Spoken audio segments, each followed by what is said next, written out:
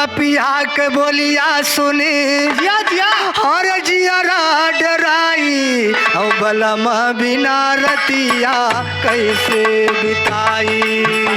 बिना रतिया कैसे बिताई, बलम बिना रतिया कैसे, कैसे बिताई हो कैसे बिताई, बलम बिना रतिया कैसे बिताई, बलम बिना रतिया कैसे बिताई।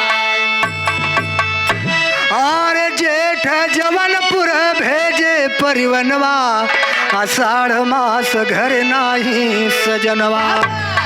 ए भैया जेठ जवनपुर भेजे परिवनवा आषाढ़ मास घर नाही सजनवा।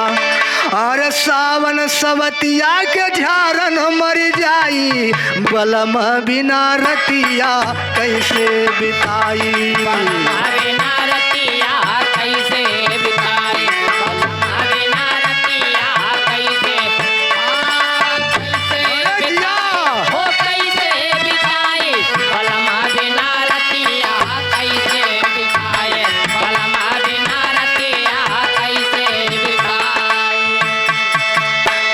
और भादो मास मने ना भावे क्वारम बलमा जिया तड़पावे। ए भैया जब भादो के महीना में फुहार पड़े लागत है ना तो तनिको नीक नहीं लागत। लेकिन कहना बा भादो मास मने ना भावे क्वारम बलमा जिया तड़पावे। अरे कार्तिक में कैसे भवन सजाई बलम बिना रतिया कैसे बिताई। बलम बिना रतिया कैसे बिताई, बलम बिना रतिया कैसे, कैसे बिताई हो कैसे,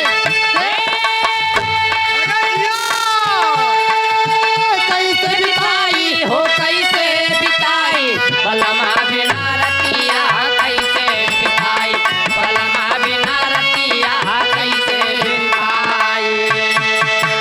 ई अगहन मास पिया लाए गवनवा पूस मनाही भावे अंगनवा। ई अगहन मास पिया लाए गवनवा पूस मनाही भावे अंगनवा। अरे माघ मास के रजैया बढ़ाई बलम बिना रति बलम बिना रतिया कैसे बिताई, बलम बिना रतिया कैसे, कैसे बिताई हो कैसे बिताई, बलम बिना रतिया कैसे बिताई, बलम बिना रतिया कैसे बिताई। ए भैया जब फागुन के महीना लागत माँ तेहर देवरवा बहुत परेशान करते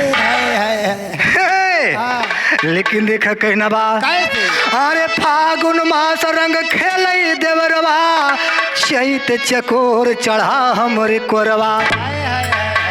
फागुन मास रंग खेलई देवरवा चैत चकोर चढ़ा हमरे कोरवा। अरे लगते बैसाख गुरु गईले भेटाई बलम बिना बलम बिना कोरवा कैसे बिताई, बलम बिना रतिया कैसे, अरे जिया बिताई हो कैसे, कैसे बिताई हो कैसे बिताई, बलम बिना रतिया कैसे बिताई, बलम बिना रतिया कैसे बिताई। अरे पपिया कई बोलिया सुनी अरे जियरा डराई और बलम बिना रति